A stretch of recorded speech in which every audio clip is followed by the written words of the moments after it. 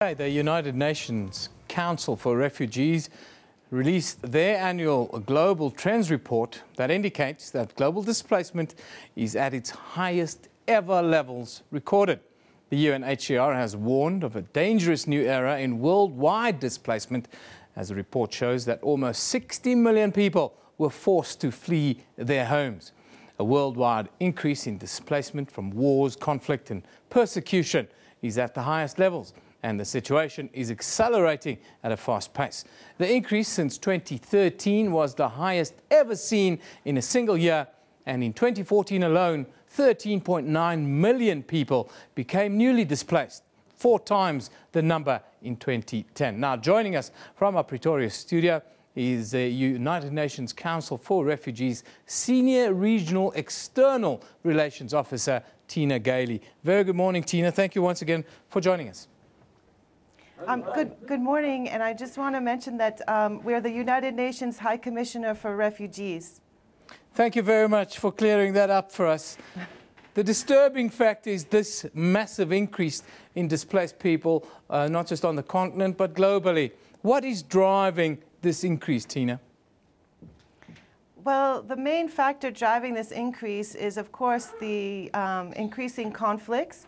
The highest number of refugees comes from Syria. There's also displacement from Iraq and Yemen in the Middle East. In Africa, we've seen, of course, increases in displacement from South Sudan, Somalia, and the DRC. And of course, this year we had all these newly fleeing refugees from Burundi. So we've seen these new conflicts, and then we've also seen that many of the protracted situations have not, I mean, there hasn't been any improvement in conflict areas that have been going on for a long time. So therefore, we see this big increase. What's the next step in attending with refugees as we see the numbers increasing? Well, I mean, I think there needs to be a bigger investment in peace processes. The international community needs to step up and really try to do all it can to try to end these conflicts around the world. But of course, all these people that are being forced to flee, they also need humanitarian assistance and access to protection. And we've seen that many countries have been, it's been increasingly difficult for people to access protection in countries outside their own. So that's a concern. And then we also need funding to be able to assist these people once they arrive in safe countries. In the last 5 years, it says 15 conflicts have taken place, causing the displacement of millions. Conflict management. Can we do any better than what we're doing at the moment? Is there a process that we can follow? I mean, I think that there have been some efforts made, but exactly what we're saying is that more needs to be done. Behind all these numbers that we've been talking about are men, women, and children, people who want the same things that we all do. They want to have a safe place to live, to be able to earn a living, and to be able to, send their children to school. And it's really a concern that so many of them are faced with danger and have to live their lives. They're extraordinary, they're ordinary people living in extraordinary times. And I think that, we really have to, as a global community, do all that we can to try and help them.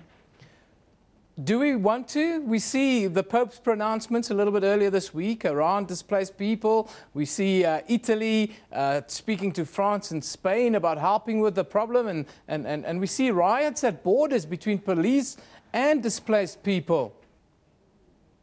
How do we manage this? Yeah. No, I mean, that is actually the problem. We see it all around the world.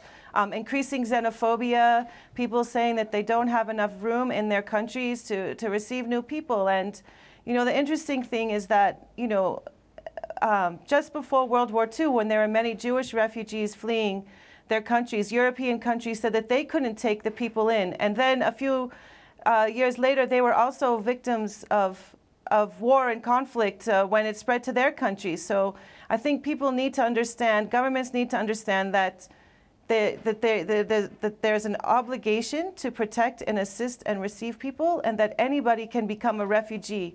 You may be safe today, but tomorrow it could happen to you. And how would you want to be treated if you were forced to flee? Talk to us about the scenario in Africa. We've seen issues here in South Africa in recent times. Are we doing a little bit better, or is there a shortage of resources or resources being allocated to deal with this problem? Well, definitely the needs are far greater than the resources that we have.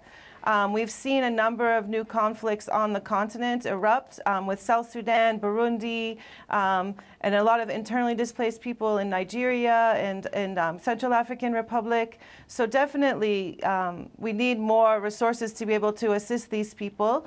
Concerning South Africa, of course, we had the recent xenophobia outbreak, which was a huge concern. And I do want to say that what we saw, the response from the government was quite strong, but we want to see that continue because we know that it's still simmering underneath the surface, and we think that there continues to be all the efforts made to promote social cohesion and try to help people to live together peacefully so that we do not see another outbreak of xenophobic violence. And yeah.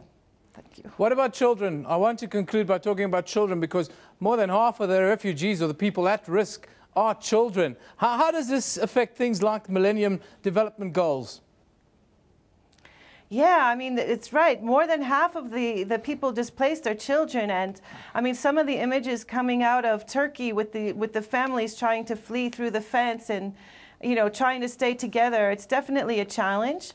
But, you know, if you talk to refugees, you know, once they're in a safe place and you ask them to describe themselves, they wouldn't necessarily say that they're a refugee. They would first say that they were a student or they like to play football or, you know, and that's the thing we try and focus with the kids is try to normalize the things as much as possible, make sure that they can go to school and that they're able to have safe areas to play so that they can actually start to rebuild their lives. But there's no doubt that when there's children displaced, it impacts on the Millennium Development Goals. Tina, thank you for joining us today and discussing this report that's just been released. Tina Gailey, of course, the United Nations Council for Refugees released the report, well, early this morning. It was embargoed until 5 o'clock this morning, actually, talking about record numbers of displaced people around the world. The number is increasing.